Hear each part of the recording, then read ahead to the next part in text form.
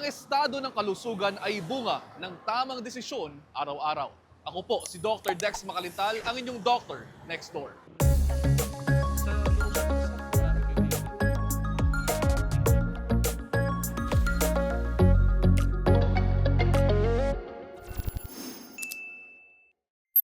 Ang dapat masayang kainan, nauwi sa pagkalason. Ano nga ba ang mga dapat gawin upang food poisoning ay maiwasan? Umusbong na parang kabuti ang iba't ibang food delivery services noong pandemya. Ang negosyanteng si Jeff, pinasok na rin ang industriya at nagsimulang magtinda ng dinakdakan. As in, sobrang lakas talaga nung business namin kasi yung pandemic, more on more on delivery. So yung mga order nga sa amin nakakaabot ng Bulacan, ng Cavite, ng Navotas. Yan, halos dito buong Metro Manila kami Ang hindi lubos akalain ni Jeff, ang kanyang kinita sa food business, masisimot dahil sa nakontaminang dinakdakan na kanilang ibinebenta. Lahat kami rito tinamaan, pati yung kapitbahay, pati yung lahat ng umorder nung araw na yon. Sa lahat ng nagkasakit naman nun, ako yung pinakamabilis naka-recover nun. Yun nga lang, yung mga tinamaan na iba, medyo mahirap yung nangyari na ginawa namin kasi binigyan namin ng lahat ng yung pangpa-check up. Hinala ni Jeff, hindi sariwa ang nabili nilang utak ng baboy na sangkap sa pagluluto. So usually daw kasi pag bumibili siya ng mga rekado, yung mga fresh ang kinukuha niya. So yun daw, bibiyakin daw sa harapan niya yun, tsaka niya kukunin. Eh yung huli daw na yun, yung binigay sa kanya galing dun sa ref. Kaya yun yung sa tingin namin na pinanggalingan ng contamination nun.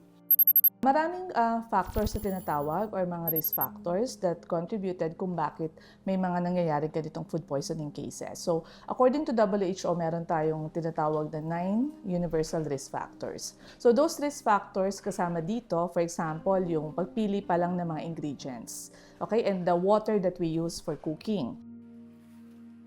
Dahil sa nangyari, napilitan si Jeff na wag nang ituloy ang pagbebenta ng dinakdakan. Yun lang, nung talaga nagkaroon ng food poison, nag-stop kami ng konti. Inasikaso muna namin yung mga tinamaan. So, yun, medyo yung kumbaga yung kinita ng mga nauna na ubos din doon sa insidente na yun. Higit sa epekto sa negosyo, may peligro sa kalusugan ang food poisoning. Ilan sa mga sintomas ng food poisoning ang diarrhea, pagsusuka, pananakit ng ulo, pananakit ng tiyan at lagnat. Kapag lumala o tumagal ang sintomas, mainam na magpakonsulta na sa doktor. Hindi naman ito ang una at huling beses na nabiktima siya ng food poisoning. Si Jeff kasi, 4 na beses nang nabiktima ng kontaminadong pagkain at inumin. Una niya itong naranasan noong high school siya sa ibinebentang pagkain sa kanilang kantin. May binibentang doon, yung flying saucer na hotdog siya, hotdog sandwich na pinrest na gano'n. So yun, bali marami kaming bumili nun. Siguro hindi lang sa section namin yung nabiktima, halos buong school na biktima kami doon. Yun yung namin. Pag-uwi ko nun, hilong-hilo na ako nun eh. Sobrang nahihilo, tapos suka nun. Hanggang sa hinulog ko na lang yung Nadali rin si Jeff ng free sample ng kape sa isang grocery store. Actually, tinawag ko sa supermarket yun, pati dun sa may-ari mismo ng coffee. Sinasabi nila, wala naman daw ibang nagrereklamo sa kanila, kami lang din daw. Ako hindi talaga ako makabangon nun. Sobrang sakit ng mga joints ko, sobrang sakit ng tiyan, lalo na yung sa ulo, sobrang sakit talaga nun. Nabiktima rin si Jeff nang uminom ng tubig diretso mula sa gripo. Kinagabihan yun, sobrang sakit na rin ng tiyan ko nun. Yun pala, yung tubig pala na yun, dun pala, lang pala siya, hindi malinis talaga. Yung galing lang siya sa nakaimbak lang, tubig ulan, tapos may mga madumi talaga, as in may mga kiti-kiti yung tubig, na ganun. Kasi yun, sobrang sakit talaga. Yun yung kala ko katapusan ko na yun. Bagaman ilang beses nang nabiktima ng food poisoning, hindi naman binago nito ang relasyon ni Jeff sa pagkain. Mas maingat lamang daw siya at patuloy na inaalagaan ang sarili. May payo naman ang eksperto para maiwasan ang food poisoning. Number one, we have to make sure that the food that we buy, no, yung mga ingredients pa lang natin are from safe sources. Also, make sure that we keep clean, no, hindi lang kasangkapan, pati yung ating sarili. So, we wash our hands at all times.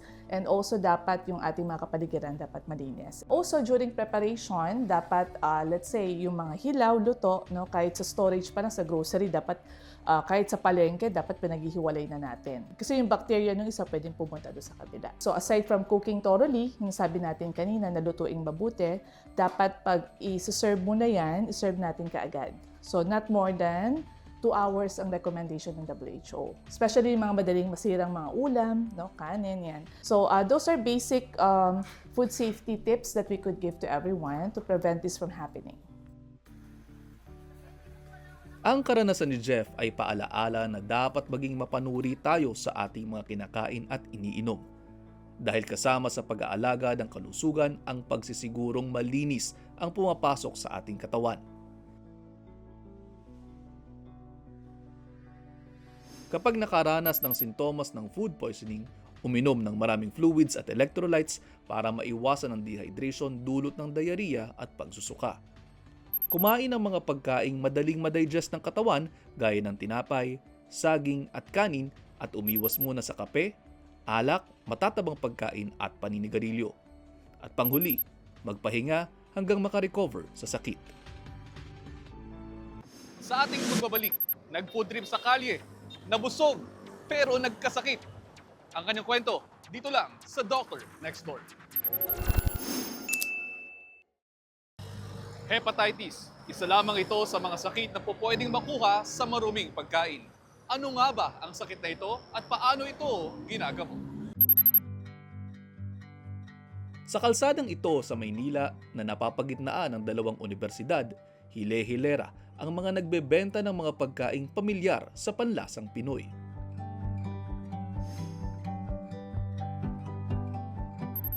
Bakit nga ba mahilig sa street foods ang mga Pinoy? Una, mura, hindi masakit sa bulsa.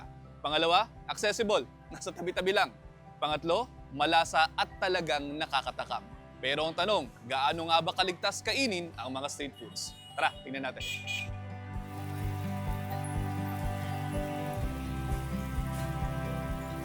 Kuya Joel, anong pinakabenta dito? Yung kwek-kwek siya, Tsaka ano pa? calamares. Tapos, yung calamares, magkano? 5 isa. Ha? 5. 5 pesos isa.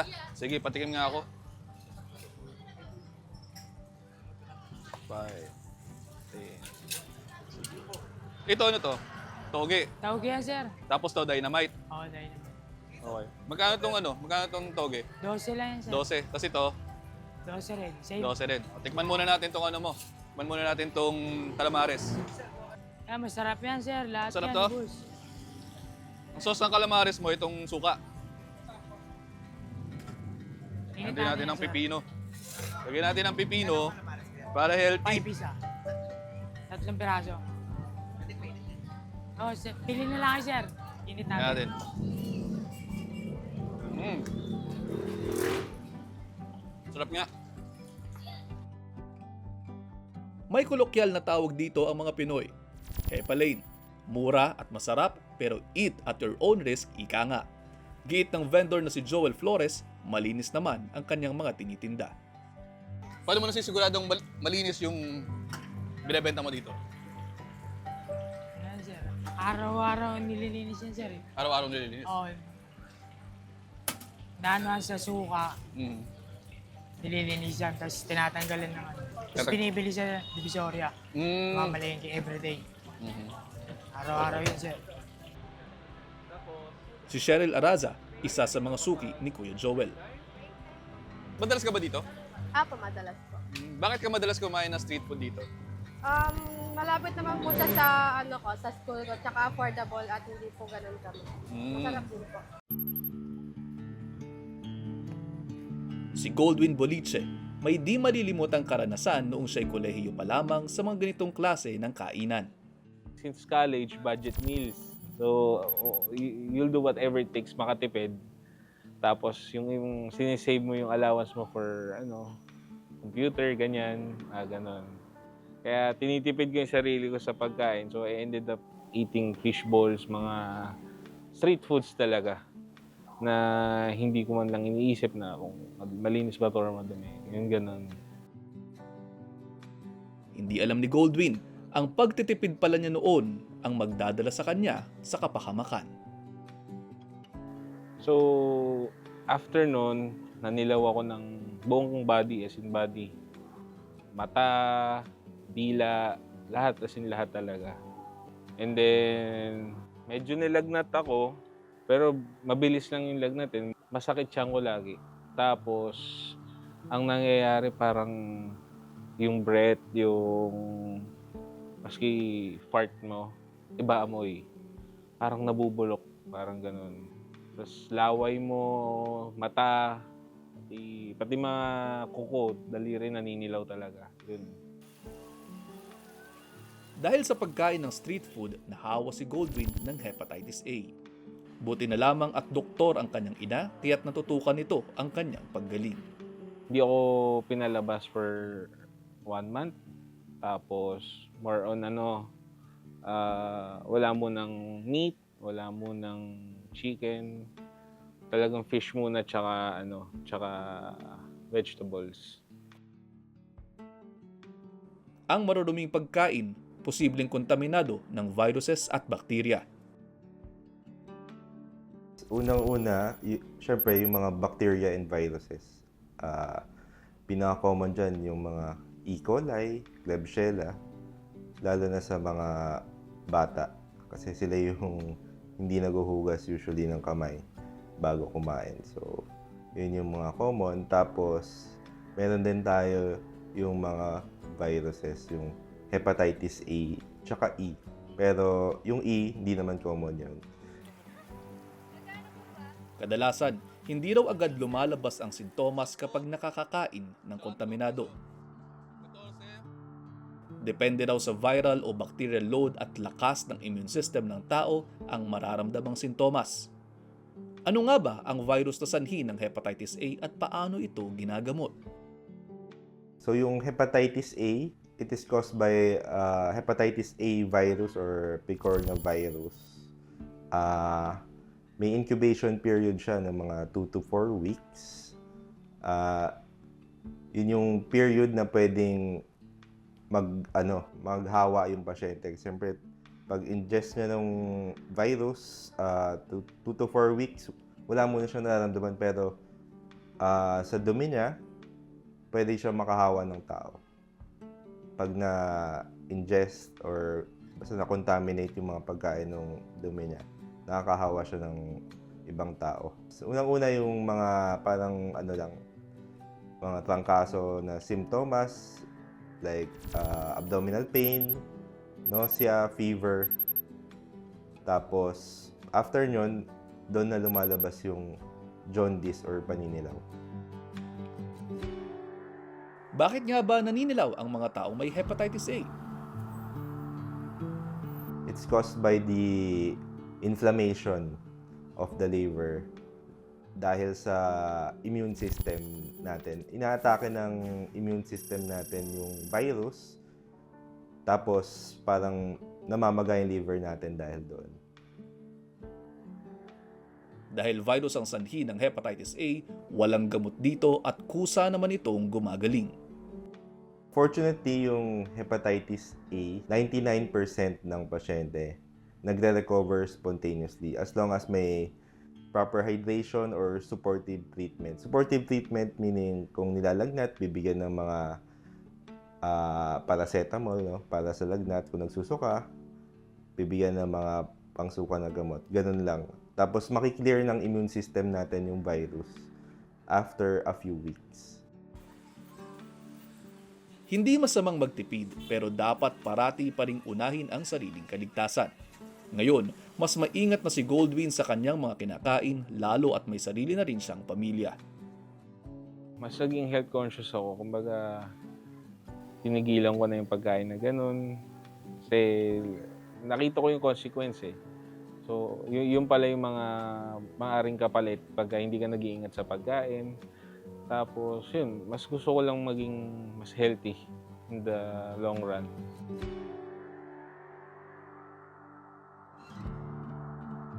Sa ating pagbabalik, kakasa ka ba sa mga pagkaing exotic o medyo kakaiba? Tutok lang dito sa Doctor Next Door.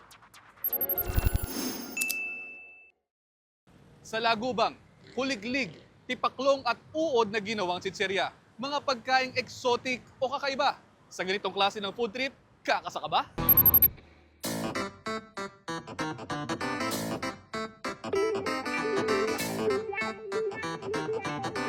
Sa food trip natin ngayon, expect the unexpected. Sasamahan tayo ng food vlogger na si Reg dito sa Malolos, Bulacan para tikman ang mga pagkain dito sa A&N Exotic Food. Ready ka na, Reg? Yes, ready na. Let's go, kain na tayo. O ano, tikman na natin lahat. Sige, Oh, lahat. Tikman na natin lahat. pati yung buhay. Pati yung buhay? Pag kumain ka, go ako. O sige, tignan natin. Tikman natin. Para sa level 1, subukan natin ang isa sa mga mabenta, ang chicha worm. Ang mga uod na ito ay cultured. Ibig sabihin, mga organic food tulad ng gulay at prutas ang ipinapakain sa uod. Kapag nalinis na, ipiprito lamang ito. Sa kakahaluan ng powdered flavors depende sa trip mo. Meron tayong cheese, meron tayong barbecue, at meron din tayong sour cream. Anong tawag dito? Chicha worm. Chicha worm cheers. Cheers. Okay. Ang Not fairness, bad at all. masarap ah. Sarap. Lalo Para yung lang siyang green peas. green peas. Tama ka, para lang siyang green peas. So actually, yung sa ganito kasi makakuha ka ng protina eh. Ba't ka nahilig sa mga ganitong exotic food? Nung bata ako, madalas, nanghuli kami talaga ng palaka. Sa farm doon ng lolo ko, na meron siyang kamaro. Kasi yung kamaro, peste yun ng, ng mga palay namin. So, ang dami niyang kinukuha as in balde-balde. Ang ginagawa niya, nililinis niya isa-isa yon, tapos ginagawa niyang adobo, ayun, masarap. Level 2, grasshopper o tipaklong. Galing naman ito sa mga bukid sa Pangasinan. Inaadobo muna ang tipaklong at saka piprituhin. Level 2, grasshopper. Okay, subukan natin. Sabi nila, sasaw doon sa suka. Oo. Okay, grasshopper. Cheers! Grasshopper cheers. Okay. Not Sarap! bad. Masarap. Uy, ang sarap! Anong pinaka-exotic Oh. na try mong pagkain? Buwaya! Yung Buwaya. inihaw na medyo, andun pa yung fat, Okay. Ang lasa? malansa. Malansa. Okay. Hindi, out of this world yung lansa. Oo. Never mo pa natikman yung lansa. Parang hindi mo siya mako-compare sa kahit ano. Hindi. Was there a time na dahil sa pagkain mo ng exotic food, nagkaroon ka ng pagtatae, pagsusuka, ganyan? Nung nasa Thailand ako, that time nung naano ko yung scorpion, and after that, kumain ako ng yung pinakamatandang soup. Okay. So, after ako kumain sa Jots Fair ng ganyan, tapos yun, kumain ako nun. 2 weeks ako, yung the whole stay ko sa Thailand, Aha. nagsain na lang ako. Okay.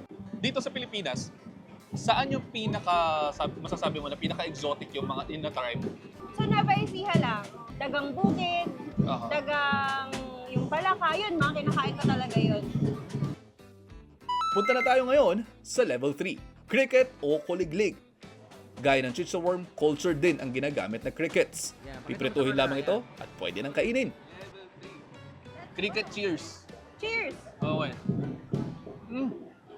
Uy, Crunchy. lasang ano to? Parang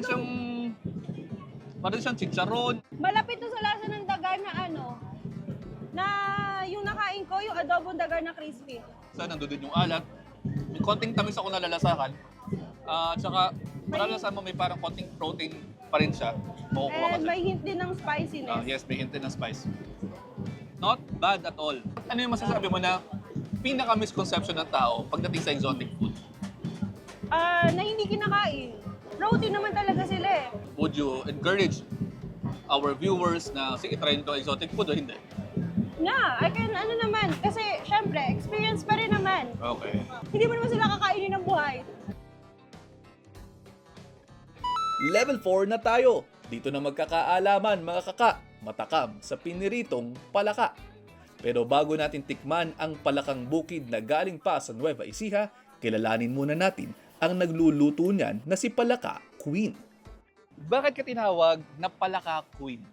Isa po yun sa nagpasikat sa akin, yung vlogger na si Pinoy Vegetarian. Okay. Dahil po, yun po yung una kong tinda talaga, yung palaka. Mhm. So, nag-boom po siya sa mga tao.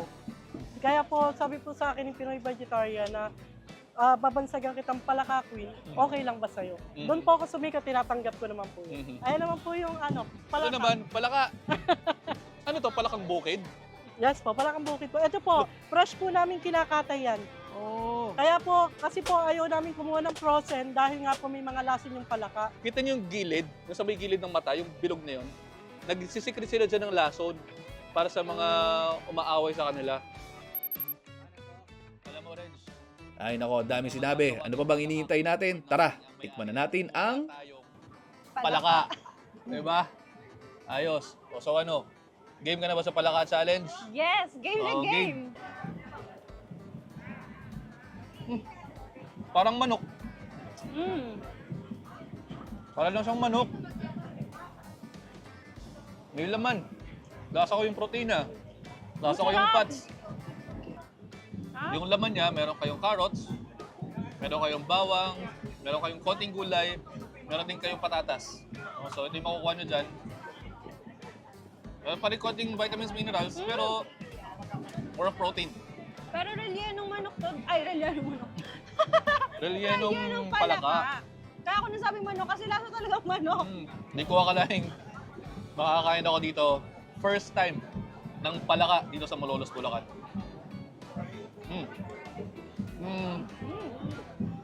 Sarap. Wow! Siguraduhin na natin na malinis yung bibili natin ng pagkain para sigurado din tayo sa kalusugan natin. last exotic food to try? Uok. Cultured at pwedeng kainin ang hilaw o prito.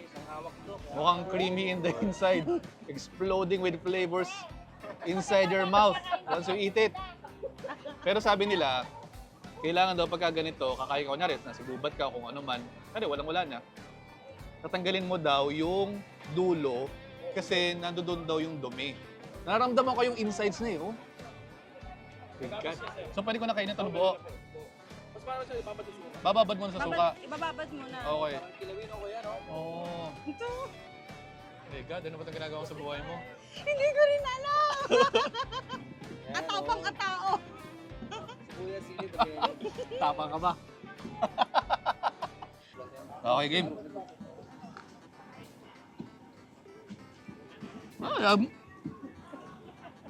Hindi pero hindi ko makagat. Oh. Alam nyo, mahirap kagatin ng hilaw. Subukan naman natin ang pinritong uok. Oh, sige, ito naman. Sige. Ito natin. Ayun, Uy, nakakagat. ang sarap. Okay naman yung buhay, pero ang problema lang, mahirap lang siyang nguyain. Pero yung juice na doon, okay naman yung lasa. Sa lahat na natikman natin, ano yung pinakamasarap? Palaka pa din. Palaka pa din. Masarap talaga. Kaya nga sinasabi ko rellenong manok o na rellenong manok kasi lasang manok mas masarap pa, tas may cheese. Bukod sa mga natikman namin, marami pang exotic food na po pwedeng makain sa Pilipinas. Pero ano nga kaya ang pinag-ugatan ng kulturang ito ng mga Pilipino? Sa nakaraan, ang malaking kabuhayan ng mga Pilipino ay pagsasaka, pagbubukid. So pati na ang pagkain, doon nila kinukuha sa kanilang environment. Ang ginagawa ng mga Pilipino, yung tingin nila ay peste sa pananim, halimbawa yung balang o kaya low cost, o kaya ay dagang bukid na kumakain ng kanilang palay, sa halip na basta papatayin, teka, malinis naman to. So, parang dual purpose na tatanggal mo yung peste sa bukid at the same time, meron kang source ng pagkain. Sinisimbolo rin daw nito ang pagiging resourceful o mapamaraan ng mga Pinoy kahit noon pang unang panahon. Isa ring pinapakita nito yung hindi tayo maaksaya. Ang mga Westerners, halimbawa kakain ng isda, itatapon ng ulo, itatapon ng buntot, Samantalang pwede pa naman yung kainin, ano? O kaya mga lamang loob ng baboy, ano, na tayo ginagawa nating isaw, ginagawa nating dinuguan, pati yung dugo. So, walang nasasayang. Pero idagdag din natin sa recent years, dumadanas tayo ng kahirapan sa ating bansa. Dahil sa hindi nila ma-afford yung mga mas mahal na karne, ito ang ginagamit nila bilang pang-araw-araw na pagkain. Ano pa man ang kasaysayan ng mga exotic food sa bansa, pinakamahalaga pa rin ang matiyak na malinis ang mga kinakain para sa ating kalusugan.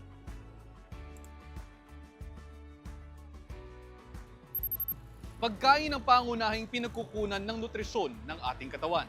Kaya siguraduhing malusog at ligtas ang kinakain upang kalusugan ay mapangalagaan. Hanggang sa muli, ako po si Dr. Dex Makalintal, ang inyong kaagapay sa kalusugan at ito ang Dr. Next Door.